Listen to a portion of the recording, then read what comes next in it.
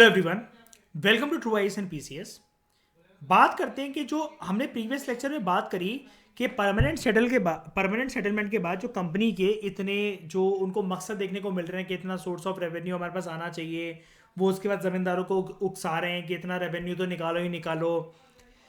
Lord Charles Cornwallis जो governor general of India बनकर आए थे, उन्होंने जब परमानेंट सेटलमेंट इंट्रोड्यूस करा तो ये सब चीज़ें जो थी, अब ये थ्योरेटिकली लिखने में काफ़ी अच्छी थी, लेकिन अब इसमें प्रॉब्लम क्या आ रही थी इसको देखते हैं। परमानेंट सेटलमेंट बड़ी सारी दिक्कतें अपने साथ लेकर आया। ये वाली चीज़ जो कंपनी ऑफिशियल्स थे उन्होंने जल्दी ही ये चीज़ डिस्कवर करी, जो जिम्मेदार थे they were in fact not investing in the improvement of the land. जो उनसे कहा गया ना, उन्होंने पहले हाँ में हाँ तो कर दिया, लेकिन उन्होंने देखा कि जमींदार कुछ खास ना ऐसा कुछ इन्वेस्ट नहीं कर रहे कि वो लैंड को इम्प्रूव कर सके। अब एक बात बताओ, टेंशन तो जमींदारों को होनी चाहिए ना इस चीज़ से। इनको किस बात की टेंशन? कोई कुछ ना कुछ तो इनके मन में खोट होगा ना। खोट क्या था कि यार जितना रेवेन्यू है, क्या पता अगर वो मिल ना पाए महीने के एंड तक, तो जितना सामने वाले ने प्रॉमिस करा है। ठीक है, जो रेवेन्यू था जो कि फिक्स करा गया, अब वो फिक्स करी हुई रकम ही इतनी ज़्यादा हाई थी कि बड़े सारे जमींदार जो थे they were founding it difficult to पे। अगर कोई भी फेल कर जाता था ईस्ट इंडिया कंपनी को वो रेवेन्यू देना, तो उसके जिम्मेदारी राइट चले जाएंगे फिर। और इस वजह से बड़े सारे जो जमींदार जो थे उन्होंने अपनी ज़मीनें बेच दी, उनका ऑक्शन हो गया जो कि कंपनी के द्वारा ऑर्गेनाइज करा गया। बात तो घुमा फिर आके वही आ गई ना शाइनी, बंगाल की ज़मीन जो एग्रीकल्चर लैंड थे, जिन जिन जगह पे तुमने ज़मींदारी राइट्स दिए जमींदारों को, जमींदार की पोजीशन अपॉइंट करी, ये तो तुम्हारे वैसे ही थे। तुमने बेफालतू में इसका मतलब अपॉइंटमेंट इनकी करवा कर और वो घुमा फिरा के एक तिगड़ा में एक वो बनाकर कि चलो भाई हम किसी और को छोड़ जाते हैं और इतना रेवेन्यू हमें मिलता रहेगा। लैंड तो तुम्हारे पास तुम्हारा ही था, वो वापस तुम्हारे पास आ गया घुमा घुमा फिरा कर। लेकिन इससे एक चीज नहीं हो पाई मयूर, क्या नहीं हो पाई? एग्रीकल्चर की सिचुएशन देखो ना, बंगाल को तो तुम जीत ही गए थे, वैसे भी बंगाल को जीत गए थे, उड़ीसा को जीत गए थे, मद्रास तुम्हारे पास है ही, बॉम्बे है ही, लेकिन तुम कहीं पर भी एग्रीकल्चर सिचुएशन को इंप्रूव करने में सक्षम नहीं रहे। तो by the first decade of the 19th century ये सिचुएशन चेंज हो गई। क्या इन सब की वजह से हुआ? क्या इन्फ्लेशन आ गई और मार्केट के अंदर जो प्राइसेस है वो बढ़ने लगे। कल्टीवेशन धीरे धीरे करके एक्सपेंड होने लगा, जिसका मतलब ये था कि जमींदार की जो इनकम थी वो भी बढ़ने लगी। लेकिन कंपनी को इससे कोई लाभ नहीं हो रहा था। क्यों नहीं हो रहा था?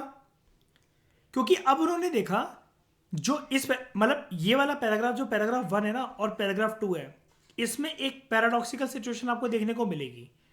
पहले के टाइम पर जमींदारों को जो रेवेन्यू कंपनी के द्वारा फिक्स करा गया वो काफी ज्यादा भारी पड़ जाता था इनको पे करना। लेकिन 19th सेंचुरी के पहले दशक के अंदर, फर्स्ट डिकेड के अंदर, शुरू के 10 साल के अंदर एग्रीकल्चर प्राइसेस मार्केट में बढ़ना स्टार्ट हुए। अब हर चीज जो होती है जमाने के साथ साथ जो चीज फिक्स करी जाती है, जब इन्होंने बोली दिया, एक लाइन बोली थी इन्होंने जिसको हमने पढ़ा था, ये अमाउंट कभी भी बढ़ाया नहीं जाएगा फ्यूचर के अंदर, कभी भी, not to be increase ever, कभी भी नहीं बढ़ाया जाएगा फ्यूचर के अंदर। तो अब एक बात बताओ, जो चीज हमारे लिए आज महंगी है शाइनी, वो चीज 50 साल के बाद भी महंगी होगी क्या उस टाइम के रेवेन्यू, अगर उसके रेट आज वाले ही रहे हैं अगर? तो नहीं ना। उस जमाने के हिसाब से हम हमारी इनकम, रेवेन्यू वगैरह सब कुछ बहुत बढ़िया चलेगा अगर, और प्राइजेस सेम रहे तो फिर मतलब मजे ही मजे। लेकिन प्राइजेस अब क्या थे, मार्केट में बढ़ गए किसके? एग्रीकल्चर गुड्स के वगैरह। अब जमाना आगे बढ़ गया, 19th सेंचुरी आ गई, प्राइजेस बढ़ गए मार्केट के अंदर और कल्टीवेशन भी एक्सपेंड होने लग गई। और मान लो कि जिन जिन एरियाज में कल्टीवेशन एक्सपेंड नहीं भी हुई, तो जमींदारों को या जिन जिन के पास जो भी पीजेंट थे जिनके पास जमीन थी, उनको अपने बेचे हुए फसलों के बहुत ज्यादा दाम मिलने लग गए।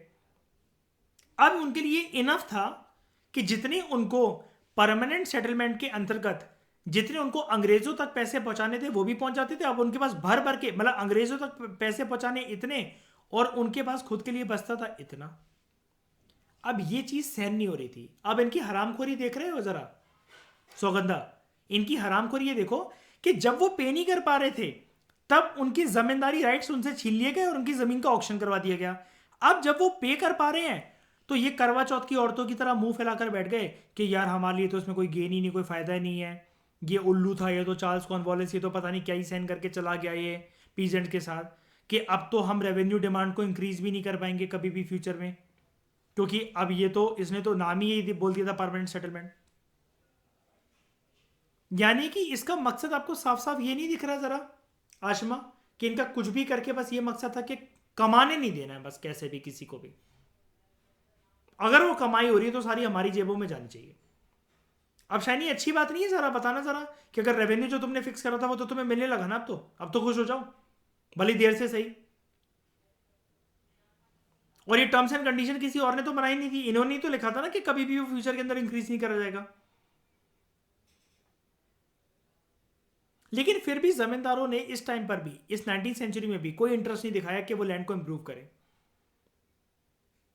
कुछ तो अपनी जमीन वैसे ही खो चुके थे, हमने पढ़ा था ना अभी कुछ सालों पहले, फसलों के दाम तो अब उचित मिलना स्टार्ट हुए मार्केट में। परमानेंट सेटलमेंट के अंतर्गत जब वो कोई रेवेन्यू फेल, मतलब रेवेन्यू पे करने में फेल हो जाता था, उसकी जमीन तो वैसे ही छीन ली जाती थी। दूसरों ने ये देखा कि अब हमारे पास एक पॉसिबिलिटी है आराम से अर्न करने की without the trouble and risk of the investment. जब तक एज लॉन्ग एज जो जमींदार हैं they could give out the land to the tenants and get rent, वो काय को इंप्रूव करे लैंड की सिचुएशन। अब तो एक बार बताओ ना, ब्रिटिश ईस्ट इंडिया कंपनी के ऑफिसर्स तक भी परमानेंट सेटलमेंट के अंतर्गत जितना रेवेन्यू तय कर रखा था वो भी जा रहा था। जिनसे ये जमींदार खेत में टिलिंग वगैरह या हार्वेस्टिंग जो भी करवाते थे, उन वर्करों को भी दिहाड़ी के तौर पर या जो जैसा भी डिसाइड कर रखा था इनको भी रेंट मिल जाता था, और इनके पास खुद भी अच्छा खासा प्रॉफिट आ रहा था।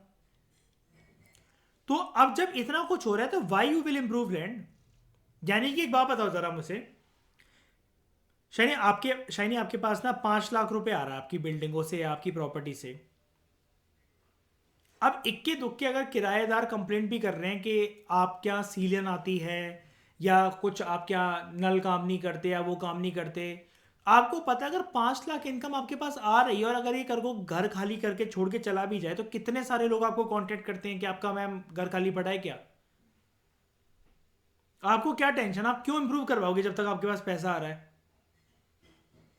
हल्का फुल्का जो भी पार्किंग साफ करवाने की या फिर बेसमेंट साफ करवाने के या सारे फ्लोर पे पोछा लगवाने की जितना काम वालियों वगैरह को पैसा देना पड़ता तो निकल जाता है इन 5 लाख में से।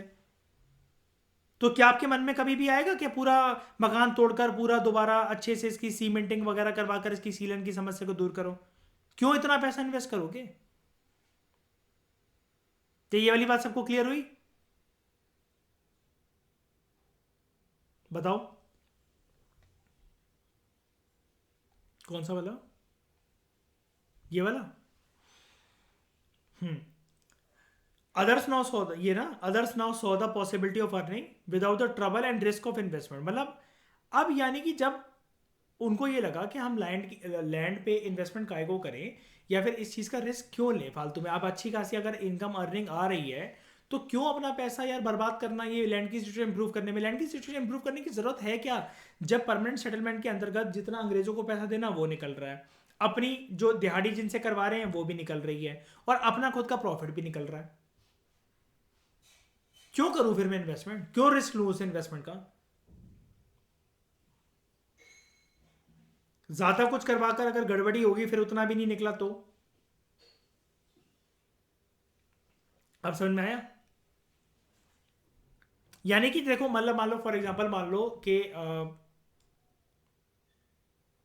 ठकुराइन आपके पास ना एक लैंड है पहाड़ों में, अच्छी खासी ज़मीन है, एक बंदा था आपको ये कह रहा है कि ये ना मुझे दे दो, आप तो वैसे भी हॉस्टल वगैरह में रहते हो, ये ज़मीन आप मुझे दे दो किराए पे, मैं आपको हर महीने के 5 लाख रुपए देता रहूँगा। ठीक है ठकुराइन। अब वहीं पर आपको किसी एक दोस्त ने बोला कि ये देखो तुम्हारे पास 5 महीने में 25 लाख रुपए हो गए हैं, तुम यहाँ पर एक स्पेशल तरीके के पेड़ लगा लो और इससे ये जो इसको तुमने जो रेंट में दे रखी है ना जमीन, इससे वापस ले लो और तुम यहाँ पर ये 25 लाख की इन्वेस्टमेंट कर दो इन पेड़ों की, इन फसलों की, इन क्रॉप्स की, और ये ऑर्गेनिक खेती से होंगे, ऐसे होंगे, इंटरनेशनल बाजार में बहुत बिकेंगे, इसकी लकड़ियाँ बिकेंगी।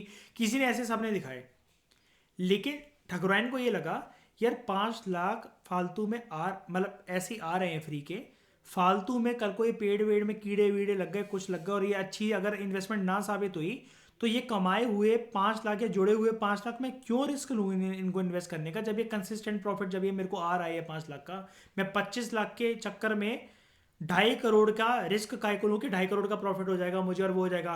पता चला ये 25 के 25 गए और अब तो वो पर्सन भी नहीं रहा, क्योंकि उससे तो मैंने लैंड वापस ले लिया, और कल को यहाँ पर ये जमीन जो है वो भी उपजाऊ नहीं रही, फर्टाइल नहीं रही, जहाँ पर कुछ भी किसी का काम ही नहीं हो सका, फिर फायदा क्या होगा इसका?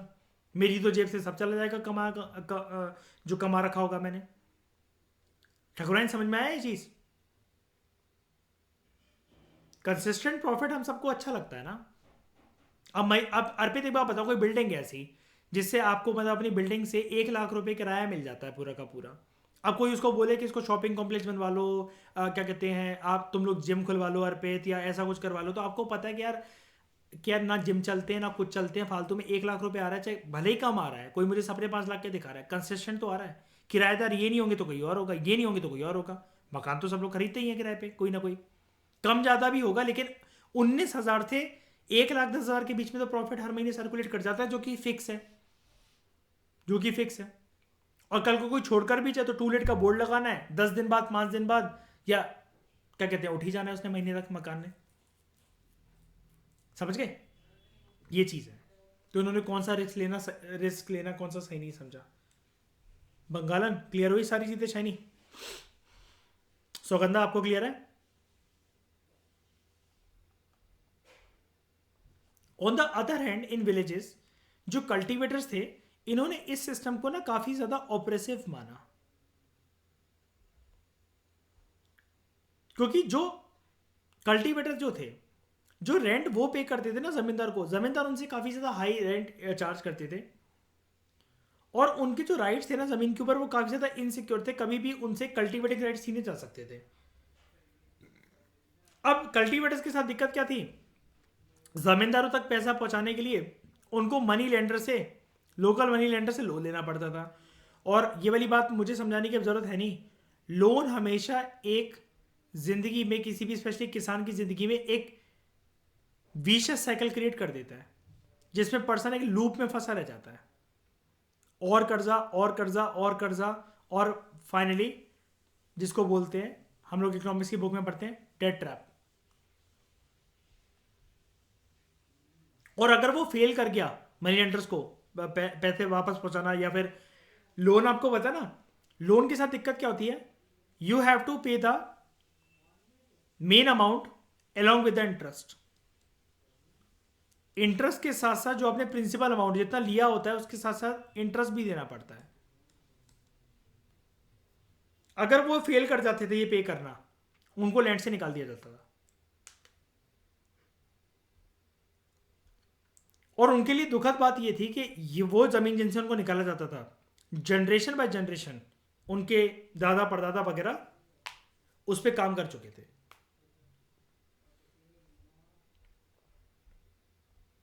एक बॉक्स है यहाँ पर, ऊपर तो कोई नहीं रह गया ना, मार्केट करवा दिया मैंने, हाँ ठीक है। तो ये सब जो चीजें चल रही है, परमानेंट सेटलमेंट, ये किसका पार्ट है, कौन लेकर आया था इसके, कौन सा गवर्नर जनरल था वो? पूरा नाम, पूरा नाम लॉर्ड चार्ल्स कॉर्नवालिस, ठीक है। Colebrooke on Bengal rights, ryot rights नहीं, मतलब कोई दंगे नहीं है, रेयोत। आप जानते हैं एक सिस्टम को हम लोग अक्सर कहते हैं, जैसे जमींदारी सिस्टम होता है वैसे अशप्रीत याद है महालवारी सिस्टम और रियोतवारी सिस्टम भी होता है, हमने पढ़ा था ट्वेल्थ क्लास में, है ना? तो in many villages of Bengal some of the powerful ryot, ठीक है, they did not cultivate, but instead ये अपना लैंड जो थे ना ये दूसरों को, अंडर टेनेंट्स को दे देते थे, और उनसे बहुत ज़्यादा हाईलैंड वसूलते थे। 1806 में एक बंदा था एस.टी. कूलब्रुक, ये डिस्क्राइब करता है कि उस टाइम पर टेनेंट्स की कंडीशंस क्या थी। अब जब भी टेनेंट्स की कंडीशंस के बारे में आए ना, देखो टेनेंसी राइट्स जो होते हैं ना बंगाल के अंदर स्पेशली, ये एक मॉडर्न इंडियन हिस्ट्री का एक काफ़ी ज़्यादा सेंसिटिव टॉपिक होता है। अब इसके बारे में अगर कंडीशंस आए ना, तो सौगंध ऐसा नहीं लिखना होता कि अगर आपको क्वेश्चन आ गया कि ये जो बंगाल में टेनेंट्स के कंडीशंस क्या होती थी अर्ली 19th सेंचुरी में, अब सौगंधा आप लिख कर आ जाओ very bad conditions, very poor conditions, miserable conditions, इससे नंबर थोड़ी ना मिलेंगे। तो कभी कभार वो आप किसी के राइटर के व्यू पॉइंट से भी समझा सकते हो। इस चीज को हम शाइनी कैसे समझ सकते हैं, स्पेक्ट्रम के अंदर आपने बॉक्सेस देखे हैं, मार्क्सिस्ट पर्सपेक्टिव से इंडियन नेशनल मूवमेंट को समझना, है ना, लेनिनिस्ट पर्सपेक्टिव से गांधी जी की आइडियोलॉजी को समझना, तो उधर थोड़ा थोड़ा हिस्ट्री ऑप्शनल के हिसाब से भी दे रखा होता है कि किसी के कंधे पे रख के बंदूक चलाकर इस फेज को, एक्सट्रीमिस्ट फेज को, मॉडरेट फेज को, भगत सिंह की आइडियोलॉजी को, गांधीयन मूवमेंट को, सिविल डिसोबीडियंस मूवमेंट को, या फिर ईस्ट इंडिया कंपनी के कुछ डिसीजन को, या किसी पॉलिसी को ऐसे भी समझा जा सकता है। तो यहां पर आप जाहिर तरीके से एनसीईआरटी में दे रखा है, आप एस.टी. कूलब्रुक का नाम लेकर इसके कंधे पे बंदूक चलाकर आप टेनेंट्स की कंडीशंस, अंडर टेनेंट्स की कंडीशंस बंगाल के अंदर समझा सकते हो। क्या बोलोगे? अंडर टेनेंट्स जो थे वो इस बात से सबसे ज्यादा परेशान थे कि उनसे रेंट काफी ज्यादा वसूला जाता था, कैश की फॉर्म में नहीं, काइंड की फॉर्म में। अब कैश और काइंड में डिफरेंस क्या होता है, जल्दी बता दो मुझे जरा, इकोनॉमिक्स वाले, नितिन सिंघानिया वाले, जल्दी बताओ। हाँ, तो गिफ्ट्स वगैरह वैसे हम लोग इकोनॉमिक्स में बोलते हैं, लेकिन यहाँ पर काइंड का मतलब क्या होगा कि जो भी चीज़ वो प्रोड्यूस कर रहे हैं, 1/6 या काइंड ऑफ, मतलब वो डिपेंड करता है मयूर के कितना लेंगे किसकी लैंड के हिसाब से। इस टाइम पर फिक्स नहीं था। उनसे ना एक चीज़ बोल दी जाती थी कि लैंड के हिसाब से दे दो। ये हम कैसे बोल सकते हैं, ये हम ऐसे बोल सकते हैं, ऊपर वाली लाइन को अगर हम ध्यान से पढ़ें, रेयोत खुद कल्टीवेट नहीं करते थे, but they gave out their land to the under tenant. अब एक बात बताओ, जितना रेयोत के पास लैंड होगा उसी के हिसाब से तो मांगेंगे। तुम्हारे पास टुकड़ा ही इतना है, अब तुमको यहाँ से एक 1,000 किलो तुम चावल निकाल कर दो, अब वो कैसे आ जाएंगे जब तो इतना बड़ा लैंड ही नहीं है, तो है ना, ये चीज है। उसके बाद जो गाय भैंस भेड़ बकरियों से जो रिटर्न मिलते थे, जो ये सीड्स वगैरह या फिर अपनी जीवन को चलाने के लिए जो सब्सिस्टेंस जो करते थे, वो कभी भी इतनी पूर्ति हो ही नहीं पाती थी कि अपने कर्जे से कभी बाहर निकल सके। इस अंग्रेजी का ये मतलब है जो लिखी ना, usurious returns from the cattle seed and subsistence advance to them can never extricate themselves from the debt. कभी अपने वो कर्जे से बाहर नहीं निकाल पाते थे। और इस मिजरेबल कंडीशन में इतनी ज्यादा जो उनको देखने को मिली, अब इनके पास क्या था कि गुजारा करने को भी ज्यादा से ज्यादा साधन नहीं रह गए थे, और ये अपनी सिचुएशन बेटर करने के बारे में नहीं सोच सकते थे। यानी कि आप घुमा फिरा कर यहाँ पर जो एक पॉइंट है ना, आप यहाँ पर डेट ट्रैप का पॉइंट मेंशन कर सकते हो, डेट ट्रैप की साइकिल को समझा सकते हो यहाँ पर कि कर्जे के अंदर कैसे फंस गए थे। और ये टेनेंट की सिचुएशन से भी ज्यादा खराब वाले लोग थे अंडर टेनेंट्स। कौन थे? Under tenants. एक ही बात, पीजेंट्स तो देखो मयूर, पता है सारी कैटेगरी के किसान होते हैं, ये वो थे, स्पेशली ये नाम यूज हुआ है उन रैयत के लिए, और वो भी बंगाल के इलाकों में जो पावरफुल काफी थे, खुद जमीन मतलब क्या कहते हैं उधर से कल्टीवेशन करने का मन नहीं था, बस ऐसा मान लो, तो बंदे रख लिए और उन बंदों को हैरेस कर रहे हैं। अरे एक टर्म नहीं यूज होती थी, हम बचपन से पढ़ते थे Spreet, बेगार, force labour, kind of ऐसा मान लो। क्योंकि वो पता ना, जब इतना हाई, चलो मान लो उनसे फोर्स लेबर करवाया, अब बेगार मैं इसको क्यों बोल रहा हूँ, ये भले इनको काइंड में देना है इनको पैसा, ठीक है, ये बोला गया, लेकिन उनकी कंडीशंस के हिसाब से तो जो वो देते रह गए, कल्टीवेशन करते रह गए, वापस तुम्हारे पास कुछ पहुंचा रहे हैं काइंड की फॉर्म में, रेवेन्यू जो भी देना है उनको, इनके पास क्या बचा? इनके पास क्या बचा? इनकी सिचुएशन तो बद से बदतर हो गई। ये चीज है। और कुछ साल जब बीत जाएंगे तो सबको रियलाइज हो जाएगा अंग्रेजों को कि ये जो परमानेंट सेटलमेंट है ये वाहियत कंसेप्ट है, बहुत वाहियत कंसेप्ट है, और अब इसकी जगह एक नया सिस्टम लेकर आएंगे लोग। क्या ये सबको समझ में आया यहां तक? इस डिस्कशन में फिलहाल इतना ही। Thank you very much for discussion.